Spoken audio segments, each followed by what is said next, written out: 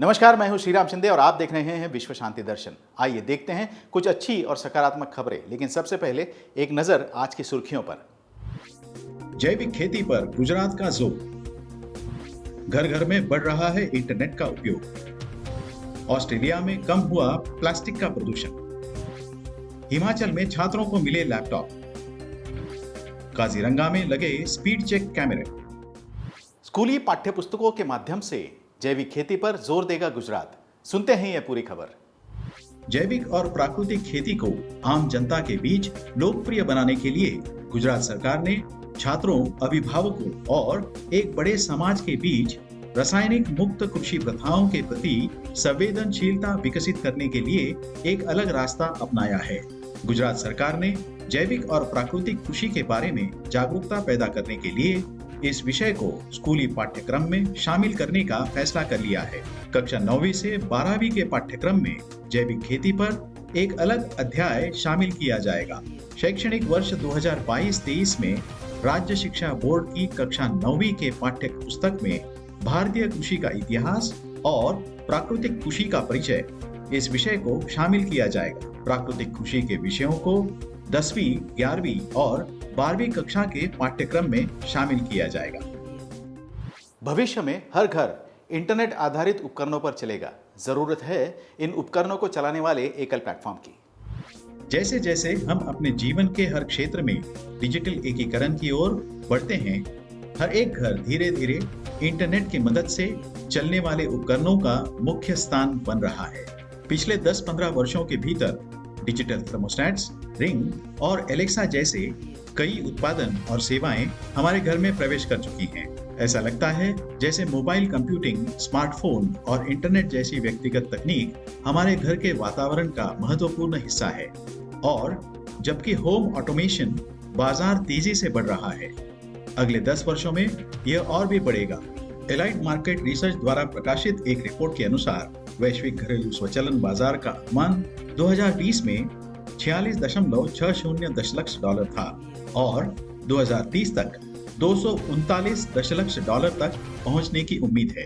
अन्य स्मार्ट उपकरणों के बीच स्मार्ट सेंसर, स्विच, रिले की बढ़ती मांग, कृत्रिम बुद्धिमत्ता और नियर फील्ड कंप्यूटिंग जैसी उन्नत तकनीकों को अपनाने के दर में वृद्धि हो रही है। दुनिया भर में उभरती हुई स्मार्ट बिल्डिंग और स्मार्ट सिटी की पहल भी होम ऑटोमेशन उद्योग में विकास को बढ़ावा दे रही है। ग्राहक ऐसे स्मार्ट घरेलू उपकरणों और प्रणालियों की खोज में रहते हैं जो विश्वसनीयता और उपयोगिता को प्राथमिकता देते हैं। वह दिन दूर नहीं जब हर घरेलू काम उपकरण करेंगे। वैज्ञानिकों ने ऑस्ट्रेलिया के तट पर प्लास्टिक प्रदूषण में 30% की कमी दर्ज की है। लेते हैं ज्यादा जानकारी। ऑस्ट्रेलिया के विज्ञान एजेंसी के शोध के अनुसार स्थानीय सरकारों द्वारा कूड़े को कम करने के काम के परिणाम स्वरूप ऑस्ट्रेलिया के तट पर प्लास्टिक प्रदूषण की मात्रा औसतन 30% तक कम हो गई है।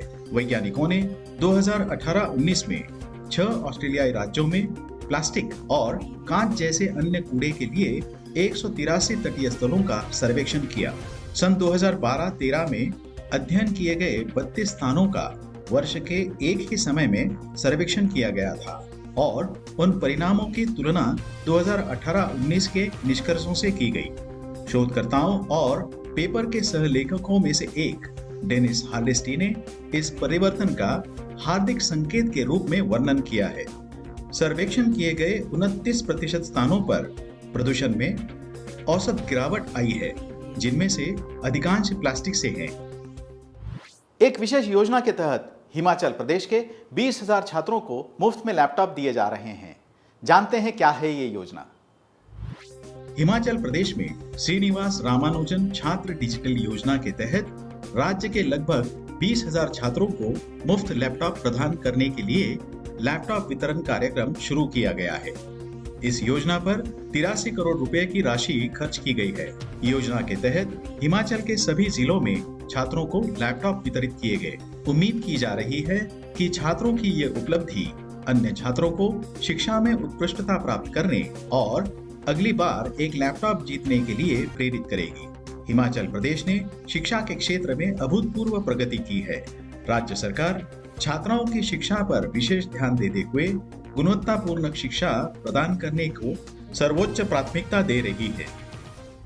सड़क हादसों में जानवरों को होने वाले नुकसान को रोकने के लिए काजीरंगा में लगाए गए हैं स्पीड चेक कैमरा। सुनते हैं ये खबर विस्तार से। असम में वन विभाग ने काजीरंगा में राष्ट्रीय राजमार्ग 37 पर तेज गति से चलने वाले वाहनों पर नजर रखने के लिए कैमरा से लैस स्पीडोमीटर लगाए हैं। विशेष रूप से काजीरंगा में हर साल सैकड़ों जंगली जानवर तेज रफ्तार से चलने वाली वाहनों की चपेट में आने से अपनी जान गंवा बैठते हैं। राष्ट्रीय राजमार्ग 37 असम में काजीरंगा राष्ट्रीय उद्यान से होकर गुजरता है। मानसून के आगमन के साथ काजीरंगा राष्ट्रीय उद्यान के कई हिस्से पहले से ही पानी में डूबे हुए हैं। काजीरंगा में बाढ़ ने राष्ट्रीय उद्यान के जंगली जानवरों को अपने प्राकृतिक आवास से बाहर आने और राष्ट्रीय राजमार्ग 37 के किनारे शरण लेने के लिए मजबूर कर दिया है।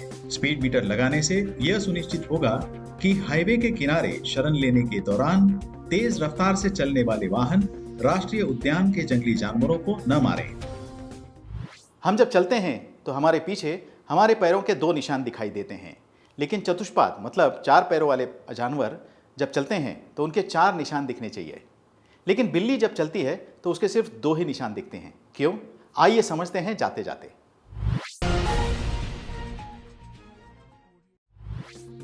किसी भी चतुष्पाद जानवर की तरह बिल्ली के 4 पैर होते हैं, तो जाहिर है कि इसके पैरों के 4 निशान इसके पीछे दिखने चाहिए। लेकिन असल में सिर्फ 2 निशान दिखते हैं, क्योंकि बिल्ली जब चलती है तो वह अपना हर दूसरा पैर ठीक उसी जगह रखती है जहां उसका पहला पैर गिरा था। इसी कारण 4 पैर होने के बावजूद निशान सिर्फ 2 पैरों के दिखते हैं।